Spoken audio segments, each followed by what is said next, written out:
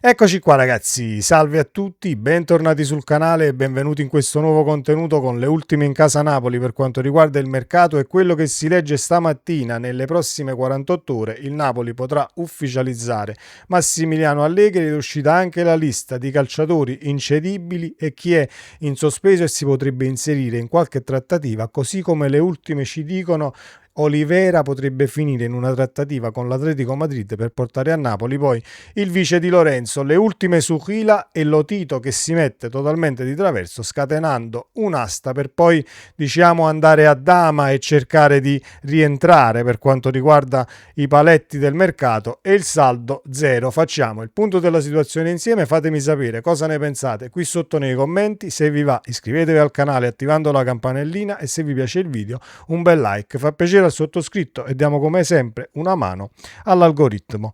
Partiamo da questa situazione Allegri, le prossime 48 ore e i calciatori che Allegri tiene e quelli che potrebbero finire comunque in eventuali scambi per completare, tra virgolette, la rosa del Napoli, facendo arrivare poi all'ombra del Vesuvio, dal punto di vista delle caratteristiche, qualcosa che serve da un bel po', ovvero il vice di Lorenzo.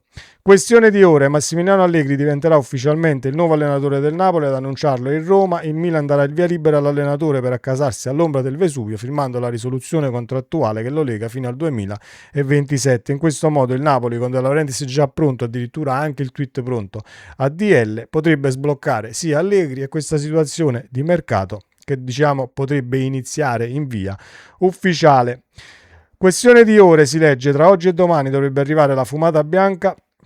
Il Milan ha ingaggiato Amorim, dovrà liberare il livornese sotto tutti i punti di vista. De Laurentiis sta pressando affinché si possa finalmente dare il benvenuto a Max, avendo trovato l'accordo già molto tempo fa. Il contratto è bello e pronto, serve solo nero su bianco e le firme. Sappiamo che firmerà un triennale a 3,5 a stagione, 10 milioni complessivi netti, parliamo di 10 milioni complessivi netti, poi vedremo le cifre giuste quando ci sarà la firma e quando usciranno poi a fatti accaduti. I 7 calciatori che Allegri tiene e 8 calciatori che tiene invece in sospeso, è uscita una lista e andiamo anche a raccordarci con questa lista, questa situazione. Terzino destro è il calciatore dell'Atletico Madrid che potrebbe finire all'ombra del Vesuvio. Secondo quanto riferisce Repubblica, nei piani del Napoli non c'è alcuna rivoluzione. I giocatori considerati intoccabili da Allegri sono Di Lorenzo, Rachmani, Buongiorno, McTominay, Politano, Højlund e Alisson Santos. I rivedibili invece Meret, Milinkovic-Savic, Olivera, Lobotka, Vergara, Anghissà, De Bruyne e Lukaku, però ci sono delle eccezioni in questa lista di questi 8, Lobotka e Vergara. Vergara, ovviamente il Napoli, seguendo anche le dichiarazioni e i mal di pancia continui del procuratore di Vergara, ovvero Giuffredi di Vergara, e non solo, il Napoli si sta adattando per allungargli il contratto. Non è detto però che gli allunghi il contratto, non arriva l'offerta e quindi non accetti. Il Napoli si sta coprendo dal punto di vista contrattuale cercando di tenere il calciatore, però sappiamo che Giuffredi è una mina vagante, ha parlato molto poco durante i 2 anni di Conte e mi aspetto comunque un Giuffredi che parlerà di continuo invece in questa sessione di mercato e qualcuno pure gli chiuderà la bocca un bel giorno. Detto questo, Anghissà, De Bruyne, Lukaku. Anghissà non ha risposto alle chiamate del Napoli, il rinnovo quindi potrebbe finire sul mercato, situazione da valutare quella di De Bruyne, mentre Lukaku più fuori che dentro. Detto questo, andiamo a vedere questa trattativa per inserire uno di questi 8 calciatori in questa lista di quelli in sospeso per arrivare al terzino destro, che a me farebbe non impazzire, ma farebbe veramente star tranquillo per quanto riguarda la fascia e la coppia di Di Lorenzo. Uno dei nomi caldi che riguarda le uscite, senza dubbio, è quello di Olivera del Napoli, laterale partenopeo molto apprezzato dal tecnico, ma che potrebbe finire usato come pedina di scambio nella trattativa con l'Atletico Madrid per arrivare a Noel Molina.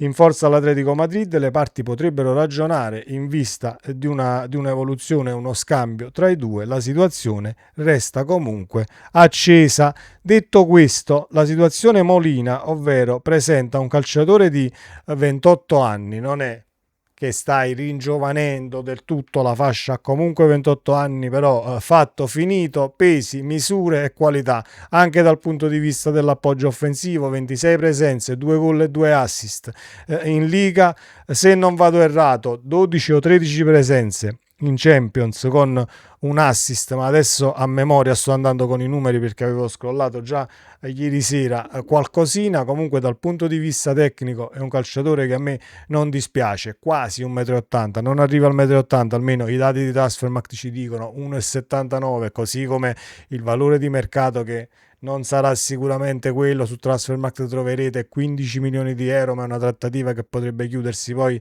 nel totale a un 25, ma il Napoli si sta preparando ad inserire comunque Olivera perché magari l'Atletico ha bisogno di calciatori a sinistra, e visto che hai rinnovato Spinazzola e Gutierrez lo tieni assolutamente, diciamo che diventa poi un esubero nel caso non decidi di tenere Olivera come centrale di difesa, centrale di sinistra in una difesa a 4, anche perché a 3 a me non ha mai convinto come centrale a sinistra tra i 3 di difesa, come braccetto di sinistra, ecco, mettiamola così. Però il Napoli comunque deve prendere queste decisioni e vedere seriamente dal punto di vista prima della voglia cosa puoi dare, se è arrivato, motivazioni, eccetera, eccetera, e scremare poi queste determinate situazioni per far entrare eventualmente qualche calciatore nuovo. Detto questo, la Lazio e Lotito si mettono di traverso per Mario Chila, scatenando un'asta. E torniamo un attimo indietro perché il Napoli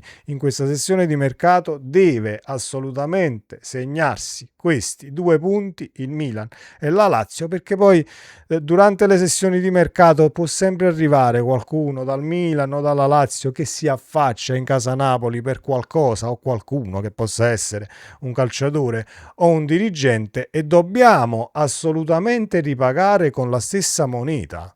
Io non accetterò assolutamente trattative lampo al ribasso, ti do questo, poi in prestito, poi vediamo il riscatto per qualcuno o qualcosa. Se si presentano il Milan e la Lazio in questa sessione di mercato, assolutamente no, scatenate tutte le aste del mondo, caro Napoli e caro De Laurentiis, Manna e quant'altro, perché abbiamo già aspettato troppo. Così come la situazione Mario Chila.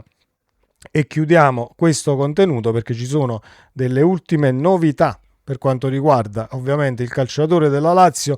Fino a ieri, anzi, la situazione resta la stessa. Mario Chila vuole il Napoli, si è trovato addirittura l'accordo con il calciatore sul contratto, il procuratore di Mario Chila.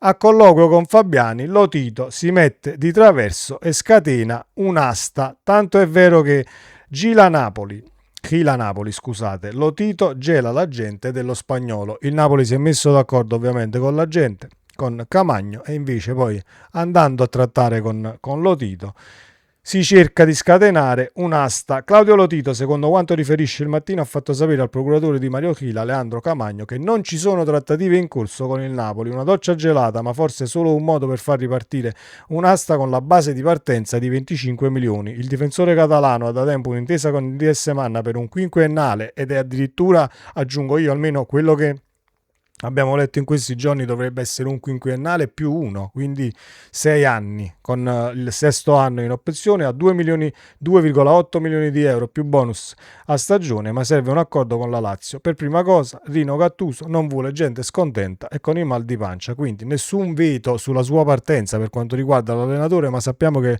Lotito se ne frega del suo stesso allenatore, del suo stesso DS, dei suoi stessi calciatori, trattandoli veramente come le pezze per lavare a terra. Perdonatemi il paragone, ma è veramente così. Anche guardando interviste su altri podcast di calciatori che hanno militato alla Lazio e quando volevano andare via hanno dovuto posare mensilità e stipendi che gli erano ovviamente, diciamo, da contratto, gli spettavano, ma le hanno dovute posare se volevi cambiare area e andare via dalla Lazio. Un regime dittatoriale, ma Lotito lo conosciamo molto, ma molto bene. Mi auguro che non si vada a scatenare un'asta e che il Napoli riesca a chiudere prima, anche perché la Lazio sta puntando a questa situazione per evitare un tantino il mercato a saldo zero, presentando entro il 30 di giugno, almeno ho letto questo dal punto di vista delle notizie, mi auguro che sia così, deve rientrare di una trentina di milioni e più per quanto riguarda la situazione del mercato, ed ecco perché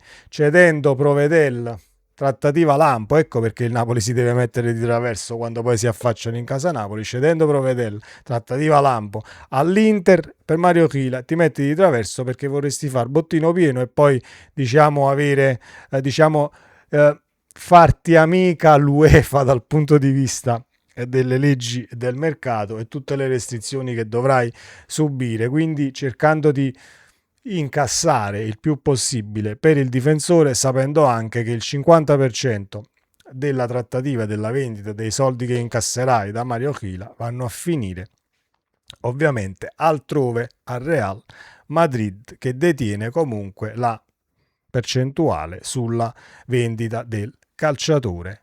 Una situazione abbastanza ingarbugliata, ma il Napoli ne uscirà e ci auguriamo da vincitore per quanto riguarda il difensore, l'ex difensore della Lazio, perché dobbiamo considerarlo già un ex visto che non ci vuole giocare più e Gattuso ha detto che i calciatori con il mal di pancia non se li tiene. Staremo a vedere e seguiremo ovviamente le trattative e le ultime notizie. Ci vediamo nel prossimo contenuto.